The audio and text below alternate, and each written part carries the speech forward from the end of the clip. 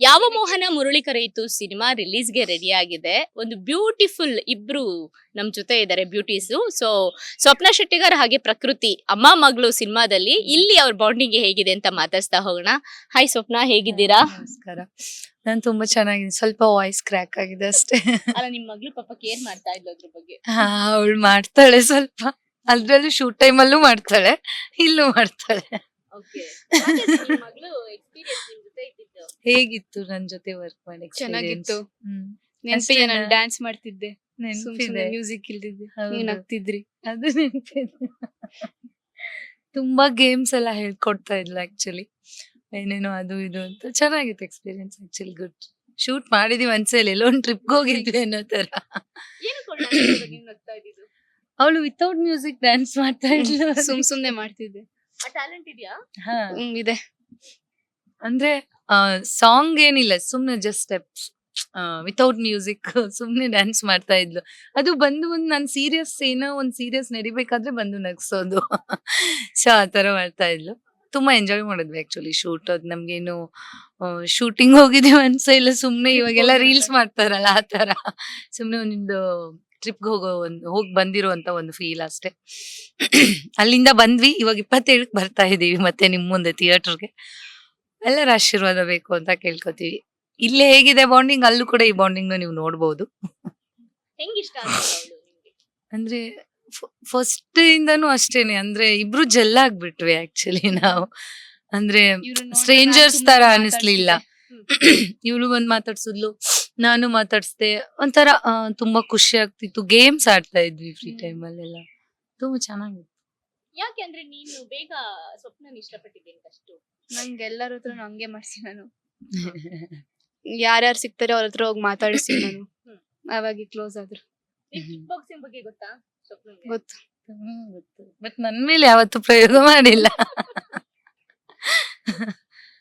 ತುಂಬಾ ಚೆನ್ನಾಗಿತ್ತು experience actually. ಮನೇಲಿ ಅಮ್ಮ ಓಕೆ, ಈ ಅಮ್ಮನ ಬಗ್ಗೆ ಏನ್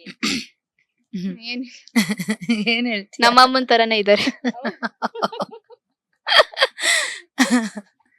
ಓಕೆ. ಒಂದ್ ನಾಯಿನೂ ಇತ್ತು, ಪ್ರಕೃತಿ ಫುಲ್ ಜೆಲ್ ಆಗ್ಬಿಟ್ಟಿತ್ತು. ಓವರ್ ಆಲ್ ನಾಯಿ ಬಗ್ಗೆ ಎಕ್ಸ್ಪೀರಿಯನ್ಸ್ ಹೇಗಿತ್ತು? ನಾಯಿ ಬಗ್ಗೆ ಅಂತಂದ್ರೆ ನಾವು ಮೊದ್ಲೇ ಪೆಟ್ ಲವರ್ಸ್ ಆಕ್ಚುಲಿ. ನಮ್ಗೆ ಅದೊಂಥರ ನಾವ್ ಅದನ್ನ ನಾಯಿ ಅಂತ ಯಾವಾಗ್ಲೂ ಕನ್ಸಿಡರೇ ಮಾಡಿಲ್ಲ ಹೇಳ್ಬೇಕಂದ್ರೆ. ಅದ್ರ ಜೊತೆನೆ ಹೋಗ್ಬೇಕಾದ್ರೆಲ್ಲ ಮಾತಾಡ್ಸ್ಕೊಂಡು ಆರಾಮಾಗಿ ಅದನ್ನು ಆಟ ಆಡ್ಸ್ಕೊಂಡಿದ್ವಿ. ಅದೇನ್ ನಮ್ಗೆ ಪೆಟ್ ತರ ನಮ್ಗೇನ್ ಫೀಲ್ ಆಗಿಲ್ಲ ಆಕ್ಚುಲಿ. ಯಾಕಂದ್ರೆ ಪೆಟ್ ಲವರ್ಸ್ ನನ್ನ ಹತ್ರನೂ ಒಂದು ಡಾಗ್ ಇದೆ ಆಕ್ಚುಲಿ. ಸೇಮ್ ಪ್ರಕೃತಿ ಹತ್ರನೂ ಇದೆ ಒಂದು ಬಾಚು. ಪ್ರಕೃತಿ ಬೇರೆ, ನೀವೇ ಒಂದ್ ನಾಯಿ ಕರ್ಕೊಂಡು ಹೋಗ್ತಿದ್ದಂತೆ. ನಮ್ದು ಹೌದು, ಸಮಥಿಂಗ್ ಏನಾದ್ರೆ ಹೆಸರು? ಬಾಚು ಬಾಕ್ಸರ್.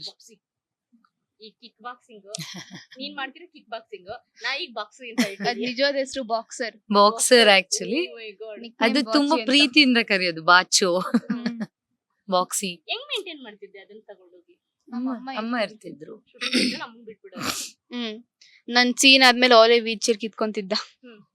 ಅವನೇ ಅದ್ರ ಮೇಲೆ ಕುತ್ಕೊಂತಿದ್ದ. ಸೀನ್ ಇದ್ದಾಗ ಅಷ್ಟೇ ನಾವು ಅವ್ನ ಕೆಳಗೆ ಇಳಿಸ್ತಿದ್ವಿ.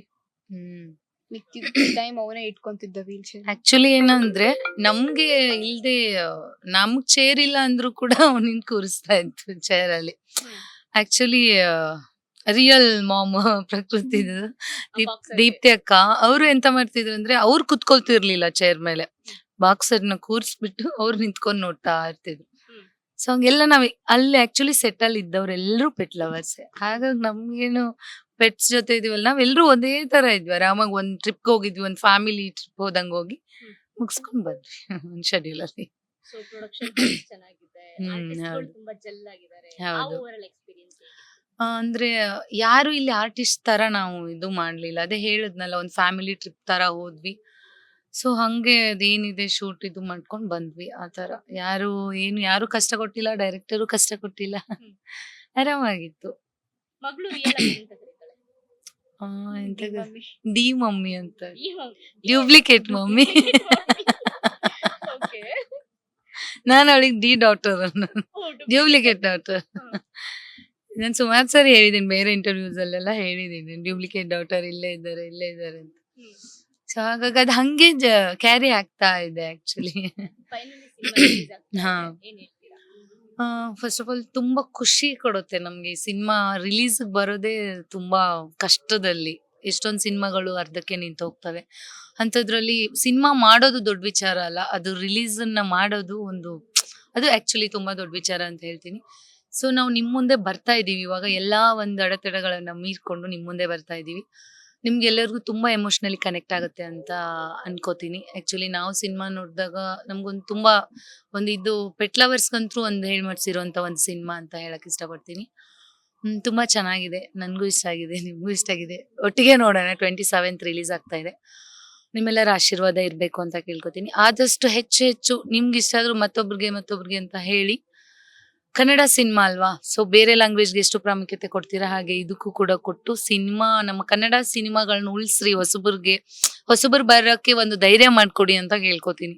Thank you so much. ನೋಡಿದ್ರಲ್ಲ ಸಿನಿಮಾದ ಬ್ಯೂಟೀಸ್ ಎಷ್ಟು ಬ್ಯೂಟಿಫುಲ್ ಆಗಿ ಮಾತಾಡಿದ್ರು ಅಂತ. ಮಾರ್ಚ್ 27ಕ್ಕೆ ಸಿನಿಮಾ ರಿಲೀಸ್ ಆಗ್ತಾ ಇದೆ. ತೆರೆ ಮೇಲೆ ಎಷ್ಟು ಬ್ಯೂಟಿಯಾಗಿ ಕಾಣಿಸ್ತಾರೆ ಅನ್ನೋದನ್ನ ನಾವು ಕೂಡ ನೋಡೋದಕ್ಕೆ ಕಾಯ್ತಾ ಇದೀವಿ.